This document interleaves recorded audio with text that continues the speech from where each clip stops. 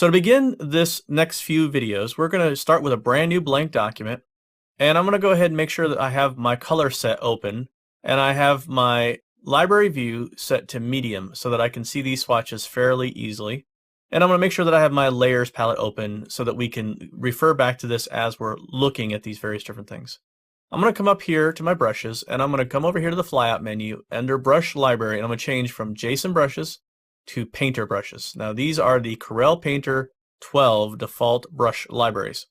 And we're going to come over here to the digital watercolor category, which is right here. Now we can pick any of these we want to. I'll go ahead and say we'll start with the broad water brush. So if I begin to paint here, and I'll just grab some various different colors and work them one into another, like so. You can see we get kind of a watercolor look. And you'll get different looks depending upon the brush you have chosen. Here's the coarse dry brush. You can see we get a different look. And if we get something like the finer mop brush, we get a different color.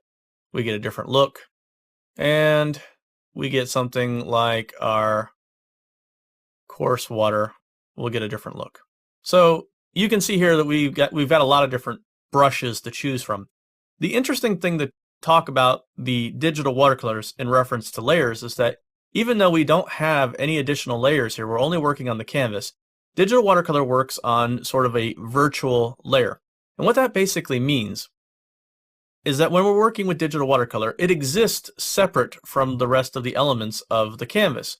And to prove that to you, I'll just go ahead and grab something like a pencil. So I'll come down here to the pencil, grab a real 2B pencil, and I'll just grab a color, something like this. Well, maybe I'll grab a different color, maybe like a green. And I'll just begin to paint. And as you can see, that green is being pushed behind the color of the digital watercolor. This digital watercolor exists completely separately from that green. The other thing that's worth knowing here is that if we come back up to our digital watercolor category and we choose something like our broad water brush, right now we have several different types of digital watercolor down on the canvas. If we come up here to layers and then go to diffuse digital watercolor, which is coupled with dry digital watercolor, and I click diffuse digital watercolor, you'll see that really not much changes. And the reason why is because this particular brush is sort of a drier brush when it applies itself. However, if I choose something like, say, the flat water blender, which is a fairly wet brush, as you can see by the diffusion, and then I come back up here and I do the same thing, layers, diffuse digital watercolor, you'll see that all of the watercolor that was on that layer is now diffused as if it was painted with this flat water blender. So that's an interesting effect and something that you could use to your advantage if you wanted to paint with fairly dry brushes. And I'll give you a good example of that. We'll get something like our coarse water, and we'll just paint a few strokes. Well, maybe not that one. Maybe we'll get the coarse dry brush. There we go. So maybe we'll paint with the coarse dry, like so. And then we come back up here to grab the coarse water maybe. Come over here to layers and diffuse digital watercolor, and now you can see we've effectively painted with one brush but got the effect of a different brush at a separate point in time. And that's a useful thing. The second command here of the layers dry digital watercolor is effectively going to take that digital watercolor and make it part of the canvas as if it was done with a regular tool. So if I click dry digital watercolor, and now I go back over to my pencil tool and choose a green again. And if I make a mark, you'll see that now that green goes above that digital watercolor. And the reason why is because it's not digital watercolor anymore. Once it's been dried down onto the canvas, it becomes part of the canvas and is treated just like any other tool. Now, the other thing that'll happen is that even if you're with a particular digital watercolor brush that you want to use, like say the coarse water, which we saw before, would diffuse this out.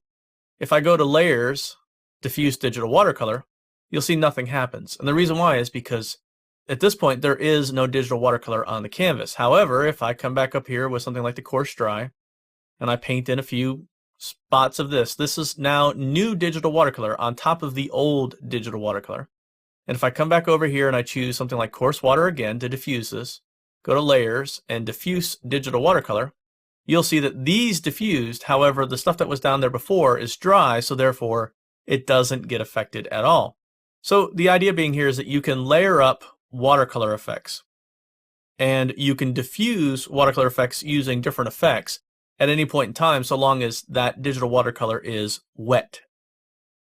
Now, when something is in the sort of virtual stage of the digital watercolor being wet, it hasn't been dried to canvas, it can still be worked with as digital watercolor, meaning I can come back up in here and do something like salt, for instance.